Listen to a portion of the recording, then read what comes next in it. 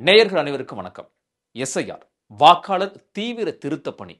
இது நவம்பர் 4ஆம் தேதி தொடங்கி தமிழ்நாட்டுல தற்போது நடந்துகிட்டு வருது. பல இடங்கள்ல நெறைய இந்த விண்ணப்ப படிவத்த, கணக்கீட்டு படிவத்த குடுக்க ஆரம்பிச்சுட்டாங்க. தமிழ்நாடு உள்ளிட்ட 12 மாநிலங்கள்ல தேர்தல் ஆணையம் இந்த பணிகள மேற்கொண்டுட்டு வருது. வாக்குரிமை அப்படிங்கிறது நம்மளுடைய ஜனநாயக கடமை. நாம இந்த வாக்க சரியான ஆளுக்கு, சரியான நேரத்துல செலுத்தினா மட்டும் தான் நம்மளுடைய அனைத்து தேவைகளும் பூர்த்தியாகும் அப்படிங்கிறது நம்ம எல்லோருடைய நம்பிக்கையும் கூட. அப்படிப்பட்ட அந்த வாக்குரிமைய எந்த நோக்கத்திற்காகவும், யாருக்காகவும், எந்த ஒரு மோசமான நிலையிலுமே நாம் அத இழந்துவிடக் கூடாது அப்படிங்கிறதுக்காக தான் இந்த ஒரு வீடியோவ நாம இப்போ பதிவு பண்றோம். காரணம் என்ன அப்படின்னா, இந்த எஸ்ஐஆர் படிவத்த ஃபில் அப் பண்றதுல நெறைய பேருக்கு நெறைய கேள்விகளும், சந்தேகங்களும் இருக்கு. ஸோ அதை நம்ம நிவர்த்தி பண்ணக்கூடிய விதமாக தான் இந்த ஒரு வீடியோவ நம்ம பதிவு பண்றோம். என் கையில இப்போ ஒரு எஸ்ஐஆர் இந்த கணக்கீட்டு படிவம் அப்படிங்கிறது இருக்கு. உங்களுக்கு இதில நெறைய கேள்விகளும், சந்தேகங்களும் இருக்கலாம். அடிப்படையில இத எப்படி நம்ம பூர்த்தி செய்றது அப்படிங்கிறது தான் இந்த வீடியோ முழுக்க நாம பார்க்க போறோம். ரொம்ப கவனமா நீங்க இத பார்த்து, இதன் அடிப்படையில இந்த விண்ணப்ப கணக்கீட்டு படிவத்த நீங்க பூர்த்தி செஞ்சு குடுங்க. இதில நீங்க ஏதாவது ஒரு சின்ன மிஸ்டேக் செஞ்சா கூட உங்களுடைய வாக்குரிமை பறிபோறதுக்கான வாய்ப்புகள் நெறையவே இருக்கு. ஸோ ரொம்ப கவனமா இது ஒரு வேலை இத செய்யணுமா அப்படின்லாம் யோசிக்காம, நான் ஓட்டு போட போறேனா, எனக்கு இது தேவையா அப்படின்னு தயவு செஞ்சு யோசிக்காதீங்க. நான் ஆரம்பத்திலேயே சொன்ன மாதிரி வாக்குரிமை அப்படிங்கிறது நம்மளுடைய ஜனநாயக கடமை. நமக்கு மட்டும் இல்ல, நம்மளுடைய அடுத்த சந்ததிகளுக்கும், அவர்களுடைய எதிர்காலத்துக்கும் தேவையான ஒரு விஷயம் தான் இந்த வாக்குரிமை அப்படிங்கிறது. அதனால கொஞ்சம் சிரமப்படாம இந்த வீடியோவ முழுமையா பார்த்து, சரியான முறையில இந்த விண்ணப்பத்த பூர்த்தி செஞ்சு குடுங்க. இத எப்படி பூர்த்தி பண்ணணும் அப்படிங்கிறத இந்த வீடியோல நான் ரொம்ப தெளிவா, விளக்கமா உங்களுக்கு சொல்றேன். இப்போ என் கையில இந்த கணக்கீட்டு படிவம் எஸ்ஐஆர் இருக்கு. இத நான் எப்படி ஃபில் பண்ணணும் அப்படிங்கிறத உங்களுக்கு மிக தெளிவா சொல்றேன். ரொம்ப கவனமா நீங்க இத ஃபில் பண்ணுங்க. ஃபில் பண்றதுக்கு முன்னாடி ஒரு அட்வைஸ் என்ன அப்படின்னா, முடிஞ்ச அளவு நீங்க முதல்ல பென்சில் எடுத்து நீங்க பென்சில்ல ஃபில் பண்ணுங்க. ஏன்னா, ஒருவேளை நீங்க இத தப்பா எழுதிட்டீங்க அப்படின்னா, ரொம்ப சிரமமா போயிடும். அதனால தயவு செஞ்சு பென்சில்ல ஃபில் பண்ணி, அது சரியா இருக்கான்னு பார்த்து கன்ஃபார்ம் பண்ணிட்டு, அதுக்கப்புறமா நீங்க பேனாவுல ட்ரை பண்ணுங்க. இந்த கணக்கீட்டு படிவத்தில முதல்ல இந்த இருக்கு பாருங்க, 5 பாக்ஸ் இருக்கும் குட்டி, குட்டி பாக்ஸா. ஸோ இந்த ஃபர்ஸ்ட் பாக்ஸில் என்ன கொடுத்துருப்பாங்க அப்படின்னா, உங்களுடைய பேர் டீட்டெயில்ஸு அதில் அச்சிட்டு தான் வந்திருக்கும். செகண்ட் பாக்ஸில் உங்களுடைய பாக்கம் எண், சட்டமன்ற தொகுதி, நாடாளுமன்ற தொகுதி என்ன அப்படிங்கிறத கொடுத்துருப்பாங்க. அடுத்ததாக உங்களுடைய ஃபோட்டோ ஒன்று இருக்கும். இந்த ஃபோட்டோக்கு பக்கத்தில் இன்னொரு குட்டி பாக்ஸ் இருக்கும். உங்களுடைய பழைய ஃபோட்டோ இருக்கிறதுனால உங்களுடைய புது ஃபோட்டோவை இந்த இடத்துல நீங்கள் ஒட்டிக்கலாம். இப்போ இருக்கிற ஃபோட்டோவை நீங்கள் இந்த இடத்துல ஒட்டிக்கலாம். அது முடிஞ்சிருச்சு. அடுத்ததாக இங்கே 3 பாக்ஸ் இருக்குது. நல்லா பார்த்துங்க. 1, 2, 3 3 பாக்ஸ் இருக்குது. இந்த 3 பாக்ஸை தான் நம்ம இப்போ ஃபில்அப் பண்ண போகிறோம். 3 பாக்ஸையும் நம்ம ஃபில்அப் பண்ண போகிறது கிடையாது. 3ல 2 பாக்ஸை கம்பல்சரி நம்ம ஃபில்அப் பண்ணி ஆகணும். அப்படி இல்லை அப்படின்னா, நம்ம ஒரு பாக்ஸை மட்டும் ஃபில்அப் பண்ணி கொடுக்குறோம்னா, அதுக்கு ஆப்ஷன் என்ன இருக்குது அப்படிங்கிறதையும் நான் உங்களுக்கு சொல்கிறேன். ஃபர்ஸ்ட் பாக்ஸில் நம்ம என்னென்ன ஃபில் பண்ண போகிறோம் அப்படிங்கிறத நான் தெளிவாக சொல்கிறேன். ரொம்ப கவனமாக பாருங்கள். ஃபர்ஸ்ட் பாக்ஸில் நம்மளுடைய டேட் ஆஃப் பர்த் கொடுத்துருக்குறாங்க. அதில் என்னுடைய டேட் ஆஃப் பர்த்தை நான் கொடுக்க போகிறேன். அடுத்ததா ஆதார் எண். அது விருப்ப தேர்வு ஆப்ஷனல் அப்படிங்கிறத அவங்க கொடுத்துட்டாங்க. ஆதார் எண் நான் வேணும்னா கொடுக்கலாம், இல்லைன்னா தேவையில்லை. அடுத்ததா என்னுடைய கைபேசி எண்.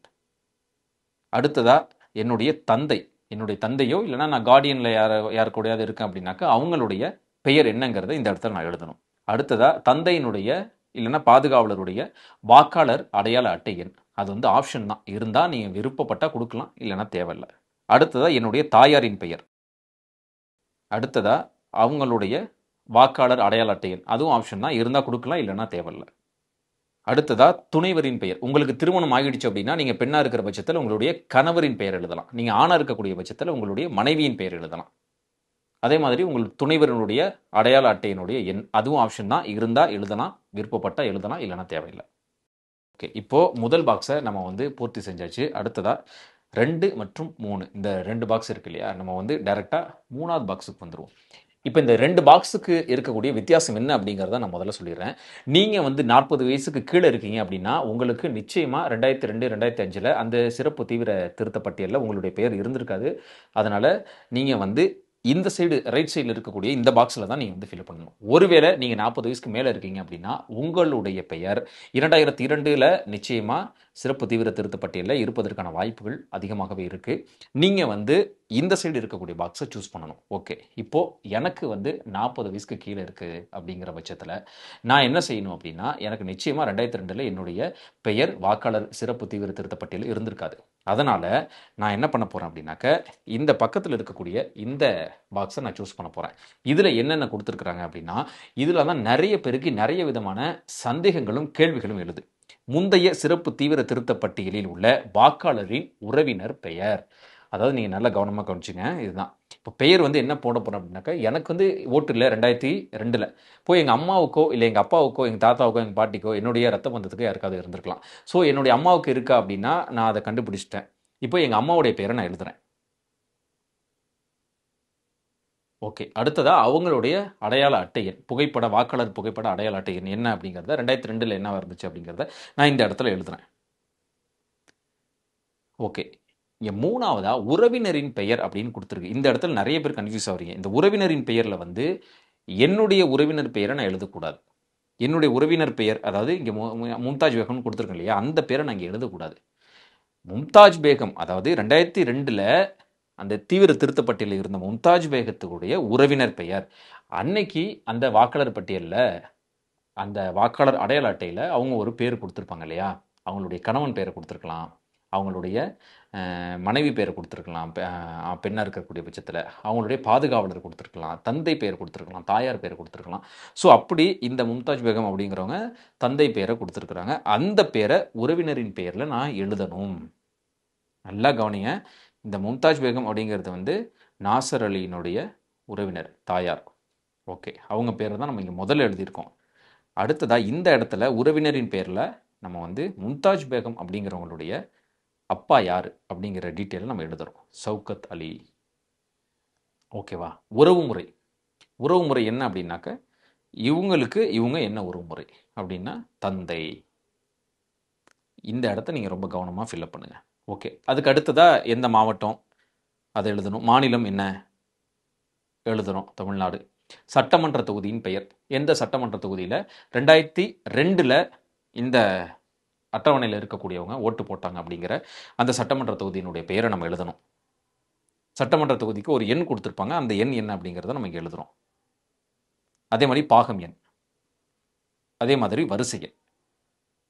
அவ்வளோதாங்க. இதை பூர்த்தி பண்ணியாச்சு. இப்போ இதை ரெண்டையும் நீங்கள் சரியான முறையில் பூர்த்தி பண்ணிட்டீங்கன்னா இதை கையெழுத்து போட்டு உங்கள் பிஎல் ஓட்டை நீங்கள் ஒப்படைச்சிடலாம்.